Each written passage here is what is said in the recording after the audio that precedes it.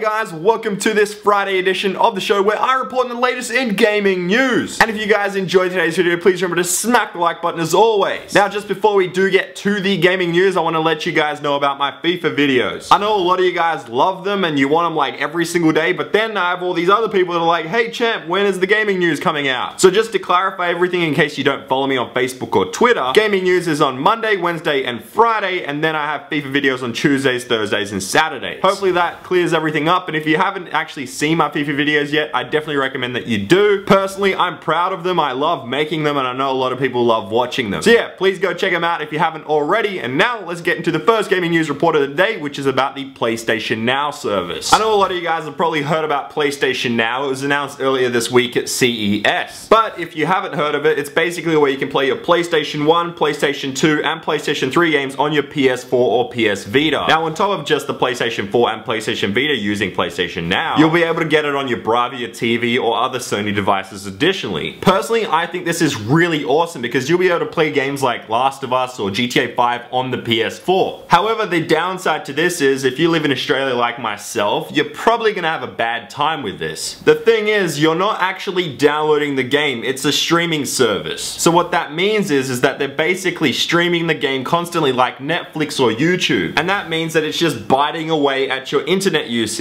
Now don't get me wrong, I'm excited for this service, but they really have to get in contact with the internet service providers to make this really work. Because as I said, if you live in Australia like myself or other places of the world like in the Midwest of America, you're not gonna have the best time with this. And on top of that, if you already have a game that you've purchased like The Last of Us on the PS3, it doesn't automatically mean that you're gonna have it for free on the PlayStation Now service. Because you're actually paying for a subscription. You don't get any of the games that you already have. So just like I mentioned earlier, it's kind of like Netflix where you pay a monthly subscription fee and then you get a range of movies, or should I say now games, on PlayStation Now. So yeah, it's a great thing. I'm excited to see how it all works once it does come out, but then again, I'm not too sure if it's gonna work that well where I live. Also, for all the people that own games like GTA 5 or The Last of Us or Beyond Two Souls, you won't get those games again. You'll basically have to pay the subscription service. You won't get it for free because you already have the game on last gen. I know, it kind of sucks, but you're getting access to a whole bunch of other games at the same time. So it's not really that bad, but depending on your internet, you'll have a good or bad time. So yeah, that's PlayStation Now, and now we move to the sad news. Sad news!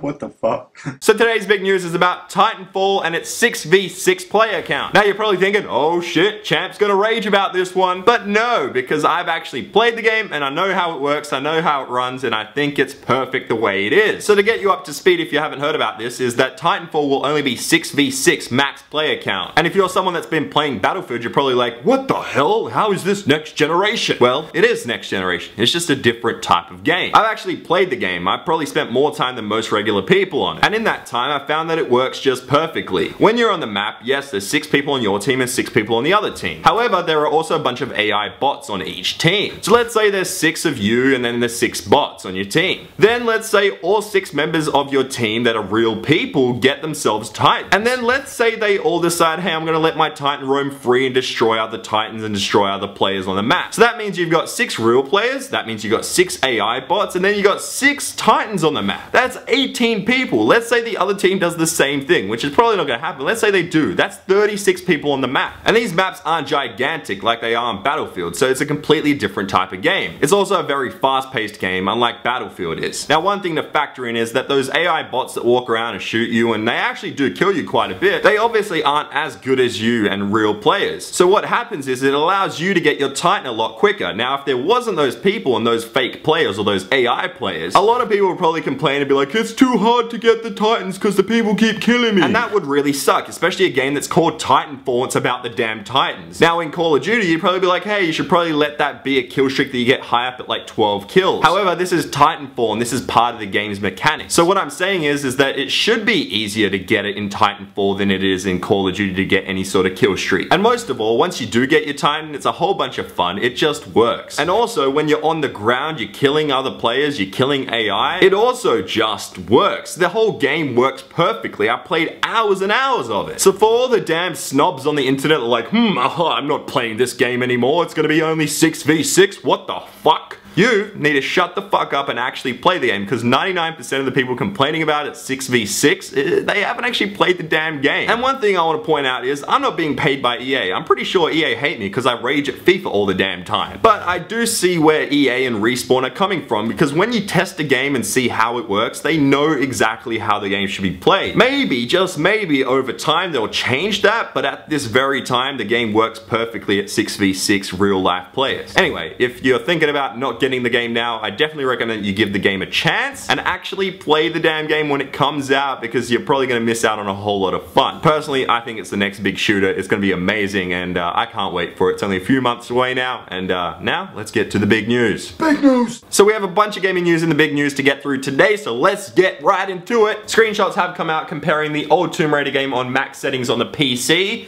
compared to the newer version, the definitive edition, on next-gen console. They're very, very similar, but you can clearly see that the texture on the new generation is a lot better. Personally, I think if you've already played the game on last gen or PC, you shouldn't really pick it up on PS4 or Xbox One. It's not that much difference. It's kind of, if you haven't played it already, you're gonna get a better experience graphically. But now, moving on to our next news report, it's about Halo 5. Some new concept art has been released and some new info has been teased. Now, because of YouTube's new copyright stuff, I can't really show you guys this stuff here, so I have linked all that down below. It kind of sucks that I can't show you here, but yeah, the link is down below as I said. Anyway, moving on to our final news report of the day, and it's about the Call of Duty Championships for 2014. This year, players will be competing on the Xbox One for a $1 million prize. It's pretty similar to the previous championship, and it's actually pretty damn awesome. For the amount of hours that these pro players actually put in, it's pretty damn awesome to hear that they're doing the $1 million prize again. The only thing that really sucks is that if you're on a PS3 or PS4, you don't qualify for this. However, the game's pretty much the same on each system, so it doesn't really matter. I guess you can kind of just switch over. But yeah, in just a few months from now, the Call of Duty Championship will be here, and yeah, it's gonna be pretty crazy to see a $1 million prize handed over. But anyway, that is it for our gaming news today. I'll be back with the gaming news on Monday. However, tomorrow I'll be back with another video, but it'll be a FIFA video, and maybe, just maybe, will I win that game? You never know. You'll have to go and watch it when it does come out, which is tomorrow. Anyway, Gorilla Man is here with his question.